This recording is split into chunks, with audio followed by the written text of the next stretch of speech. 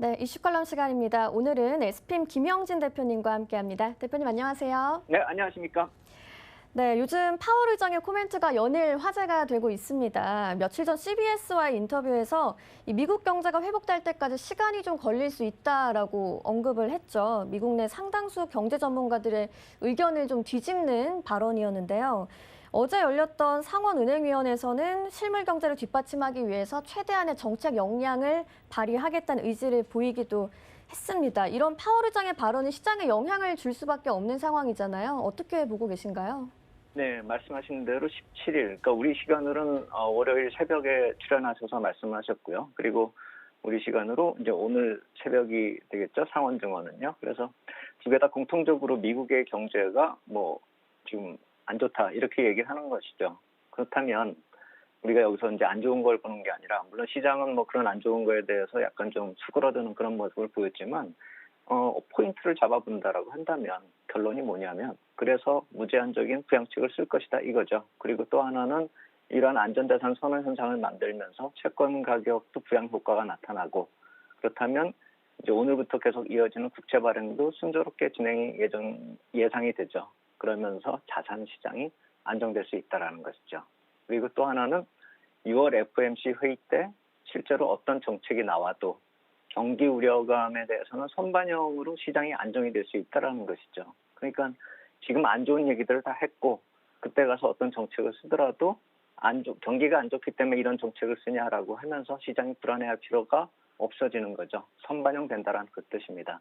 그렇기 때문에 이렇게 좀 안 좋은 점들이 미리미리 얘기가 되는 것도 시장과의 소통이다 이렇게 보실 필요가 있다 이렇게 생각이 되고요. 그렇다면은 오늘 밤에는 FOMC 4월 의사록이 공개되고, 또 세인트루이스 연은 총재도 또 한마디 하실 것이고요. 그리고 21일에는 내일은 파월 의장 다시 나오시고요. 그리고 뉴욕 연은 총재도 또 연설을 할 것입니다. 세인트루이스나 뉴욕이나 이쪽의 연방은행들은 다들 자료들을 많이 제출하고 좀 어느 정도 영향력이 있기 때문에 우리가 좀 주목할 필요가 있겠다 이렇게 생각이 되고요. 그래서 이런 식으로 재무부 분기 재정 정책이 공개되고, 그리고 FOMC 회의가 그로부터 한 달 뒤에 열리는 그런 일정으로 2월에도 그랬듯이 항상 나타났었던 시장과의 소통을 전개하고 있다 이렇게 생각을 한다면, 이제는 설사 추가적인 정책이 나와도 이제 별로 걱정할 필요가 없는 것이고, 이제 정책이 나오기만 기다리면 된다라는 것이죠. 그래서 제가 오늘 말씀을 드리고 싶은 것은, 이제 우려감은 지나가고 있고 안 좋은 코멘트들이 결국 시간이 지나면 정책 기대감으로 전환될 수 있는 성격이다. 호재로 변하기 시작하면은 많이 커질 수 있는 호재다. 이렇게 볼 필요가 있겠다. 이렇게 말씀을 드리겠습니다. 네, 그러면 연준의 우호적인 정책이 추가적으로도 이어질 거라고 보고 계신가요? 네, 맞습니다. 시장하고 이제 소통을 하고 있는 이유가 그런 어떤 우호적인 정책을 내보내기 위해서다. 이렇게 생각이 되고요. 그래서 그런 시장하고 소통을 하는 그 와중에 아직 FOMC까지는 회의 일정까지는 한 2주 정도 시간이 남아 있는데, 그 사이에 나타나는 채권 시장 국채 발행 일정을 보면은 성공적으로 지난주처럼 성공적으로 발행될 확률도 높아지고 있다 이렇게 봐야 되겠습니다. 왜냐하면 너무나 좀 좋은 얘기가 나오면은 안전자산 선호 현상이 수그러들고 위험자산 선호 현상으로 갈 경우에는 채권 시세가 약화될 테니까요. 그래서 어느 정도 긴장감을 불어주는 것도 괜찮아 보인다 이렇게 말씀을 드리겠고, 지난주에 나타났었던, 그래서 3년물, 10년물, 30년물 이렇게 총 840억 달러의 국채가 성공적으로 발행이 된 것처럼, 이제는 주식시장이 설사 조금 조정을 보인다 하더라도 오늘부터 시작되는 그 20년물 국채 발행부터 28일까지의 국채 발행 일정이 성공될 확률이 높아지고 있다. 시장이 안정될 확률이 높다. 이렇게 봐야 되겠죠. 특히나 20년물은 34년 만에 이제 국채 발행을 오늘 밤에 하는데요. 그렇기 때문에 이러한 대규모 국채 발행 일정을 앞두고 있다라고 본다면은 오늘도 약간 너무 좋은 얘기를 할 이유는 없다. 주식시장은 좀 조정을 보일 수도 있겠다라는 생각이 들고요. 그래서 28일까지 그 2년물에서 10년물까지 총 한 1,760억 불이 발행 예정이기 때문에, 그리고 이러한 규모하고 금리 수준이 이미 시장에 알려져 있기 때문에, 그렇다면은 중장기물 금리가 움직이는 거에 대해서 이제 입찰이 얼마 남지 않았기 때문에 시장의 반응이 예민하겠죠. 그래서 좋은 얘기를 할 얘기는 가능성은 별로 없다라고 생각이 됩니다. 그냥 현상 유지를 시키는 것이 자산시장 숨고르기 시키면서 채권 발행도 도움이 될 것이다. 이렇게 생각이 됩니다. 그래서 오늘부터 28일까지, 그러니까 다음 주까지죠. 좀 조용한 시장이 나타날 수 있지 않을까라는 생각이 들고요. 조용하지만 상방적으로 툭툭 치고 나갈 수 있는 그런 여지는 충분하다 이렇게 생각이 됩니다. 그리고 6월 8일 이후에 또 국채 발행 일정이 재개되기 때문에요. 마냥 이 5월 28일 이후에 좀 쉬는 기간이다 이렇게 볼 필요는 없고 한 일주일 정도 시간이 남는다 이렇게 보시면 되겠는데 그렇기 때문에 이 구간에서 이제 FRB가 정책적인 또 코멘트가 나올 수 있지 않을까라는 생각이 됩니다. 그래서 6월 초까지 어느 정도 이 발행이 일단락된 이후에 여유가 생기겠지만 추가적인 QE나 채권 시장 개입 가능성에 대해서 코멘트가 나올 가능성은 6월 초부터 좀 커진다 이렇게 봐야 되겠고 그 이유는 6월 8일 이후에 2,760억 달러나 지금 발행 예정이 되어 있고요. 또 3분기는 월 평균 3,670억 달러이기 때문에 28일까지의 물량보다도 좀 더 커지는 물량이기 때문에 어떤 식으로든 정책적인 조치가 필요하기 때문에 6월 초부터 FOMC 일정까지 6월 10일까지 그 중간에서 FRB가 어떠한 행보를 보이는지 좀 우리가 시장에서 좀 주목할 필요가 있겠다 이렇게 말씀을 드리겠습니다. 네, 그러면 연준의 추가 정책이 자산 시장에 긍정적인 영향을 준다고 봐도 되는 거겠죠? 네, 그렇죠. 종종 조용하긴 하겠지만 종종 오히려 상방 쪽으로 좀 열리는 시장이 전개되는 것이 아닌가라는 그런 말씀을 드리는 것인데요. 왜냐하면은 그동안에 좀 정체되어 있었던 이 코스피를 중심으로 해서 이머징 마켓의 선호도가 좀 가시화되는 것이 드디어 변화가 가시화되는 것이 나타나고 있습니다. 그래서 이 펀더멘탈의 변화 조짐이 나타나는 게 아닌가라고까지 생각이 되는데 그래서 관련된 표를 하나 만들어 봤습니다.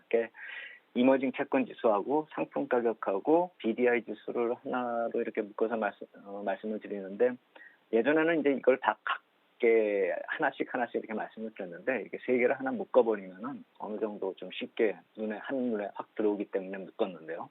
이머징 마켓 지수가 붉은색 선인데요. 지금 툭 튀어오르면서 4월 박스권의 상단을 넘어서고 있죠. 그래서 맨 위에 선인데요. 달러 유동성 공급으로 이제 리보 금리 안정이 되면서 트레드 스프레드는 빠르게 안정됐지만 이 이머징 마켓 채권 지수를 기초로 하는 그런 EMBI 스프레드는 안정권으로 진입하지 못했는데 드디어 어제 그제 사이에서 상황이 개선되면서 빨간색으로 툭 튀어오르기 시작하죠. 이제부터는 저 관성이 붙어서 한번 고점을 넘어섰기 때문에 계속 치고 올라간다라고 한다면 이머징 마켓의 선호도가 높아진다 이렇게 볼 수가 있는 것이죠. 어제 오늘 사이에 나타나는 가장 큰 변화다 이렇게 볼 수가 있겠습니다. 그래서 저게 추가적으로 상승을 한다라고 하면 외국인 유동성에도 어떤 변화가 나타날 수 있다라는 것이죠. 크지는 않아도 매도세가 적어지거나 매수세로 반전이 나타날 수 있다는 그 말씀을 드리는 것이고요. 그리고 그 아래의 선, 또 올라오고 있는 선 하나가 지금 갈색 선으로 보이는데 상품 시장이고요. 그리고 그 맨 아래에서 푸른색 선으로 정말 바닥권에서 동반해서 반등을 보이고 있는 모습. 바닥권에서 반등을 보이기 때문에 큰 의미를 부여하기 힘들지만 저것이 바로 BDI 지수입니다. 그래서 이머징 마켓을 선행하는 상품 시장하고 중간에 있는 선이요. 그리고 물동량을 뜻하는 BDI하고 그동안에 좀 괴리가 있었는데 그것이 해소된다는 차원에서 좀 의미가 있고요. 또 이머징 마켓 채권 지수하고 상품 지수가 꺾여 내려오는가 아니면 BDI가 반등하는가 하는 그런 기로점에서 세 개의 지수가 모두 다 반등하는 모습을 이어진다는 점은 펀더멘탈적으로 매우 긍정적인 변화가 나타난다 이렇게 볼 수가 있는 것이죠. 그래서 4월 말 5월 초에는 미국 쪽에서 이 QE 정책은 폈지만 유동성 공급 실제 양이 좀 줄어들었었는데 5월 둘째 주에 아까 말씀드린 그 3년물부터 30년물까지의 채권이 발행되면서 급증한 그런 연준 자산하고 연계돼서 유동성의 효과하고 연동돼서 한번 생각해 볼 필요도 있겠다 이런 생각이 됩니다. 그렇기 때문에 6월 10일에 FOMC 회의에서도 또 하나 버팀목이 될 이유를 여기서 찾을 수 있는 것이 이제 추가적으로 유동성 완화 정책이 나타난다라고 한다면 실물 경기하고 더불어서 이머징 마켓 시장에도 도움이 될 가능성이 크다라는 것이죠. 그러니까 미중 무역 분쟁 이런 것이 걸림돌이긴 하지만 이미 2019년에 우리가 경험했던 것처럼 미국의 시장은 결국 미중 무역 분쟁 사이사이에서 걸림돌로 작용이 되더라도 궁극적으로는 상승 탄력이 강화될 것이다 이렇게 보는 것이 맞겠고 또 글로벌 유동성 측면에서 놓고 봐도 그동안 미국 자산 시장의 중심으로 우호적인 환경이 조성이 됐었는데 그것이 5월까지의 QE의 모습으로 크레딧 리스크가 해소됐다 이렇게 보시면 되겠지만 이제부터 추가적인 정책에서는 경기 흐름의 개선과 더불어서 미국 자산 시장이 안정되고 그 온기가 이머징 마켓 시장으로 확산될 수 있다. 그래서 차별화가 완화되거나 상승 시도가 본격적으로 나타날 수 있다라는 점. 아까 보여드린 그 표에서 우리가 힌트를 찾아볼 수 있겠고 그렇기 때문에 6월에 FOMC 회의를 기점으로 우리가 한번 시장에 대해서 기대를 할 필요가 있겠다. 이 말씀을 드리는 것입니다. 네, 그러면 6월 이후에 시장에 긍정적인 변화들이 감지될 거라고 예상을 한다면 5월은 조정의 기회라고 봐도 될까요? 그렇죠. 이 조정을 기회로 삼으면 된다. 이 말씀을 드리는 것이고요.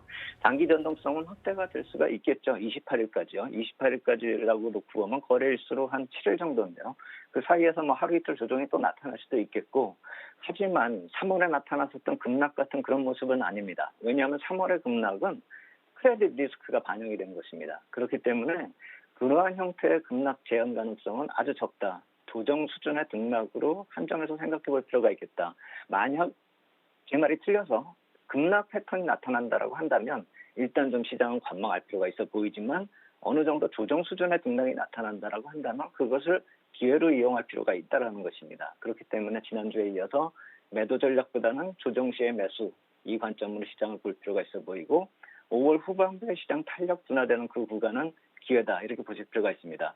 하지만 말씀드렸듯이 급락이 아니어도 등락이 나타날 것이기 때문에 투자는 분할로 기회 설정을 하는 것이 좀 중요하겠다 이렇게 말씀을 드리겠고 특히나 요새 레버리지 투자 관심들이 많으신데 이 경우는 꼭 분할로 설정해야 된다는 점 다시 한번 말씀을 드리겠고 한 번에 설정하기엔 리스크가 있는 시장이다 아직까지는요. 그 말씀 드리겠고 포트 조정에 있어서는 경기 관련주하고 약간 좀 이 대치가 되고 있는 언택 관련주 이쪽으로 좀 시장이 좀 분할돼서 좀 흐름이 나타나고 있는데 이것을 어느 쪽을 선택하는 게 아니라 적절하게 좀 포트 조정을 비중을 좀 조절할 필요가 있겠다 이렇게 생각이 되는데 경기 관련주 쪽으로 좀 비중을 이번에는 좀 넓혀보는 게 낫지 않을까. 시장이 안정되면서 경기가 좀 반전될 가능성이 6월 초에 있기 때문에 지금부터는 조정 시에 경기 관련주로 오히려 좀 비중을 높여가는 그런 기회로 삼자 이렇게 말씀을 드리겠습니다. 네, 알겠습니다. 오늘 말씀 여기까지 듣도록 하겠습니다. 고맙습니다. 감사합니다.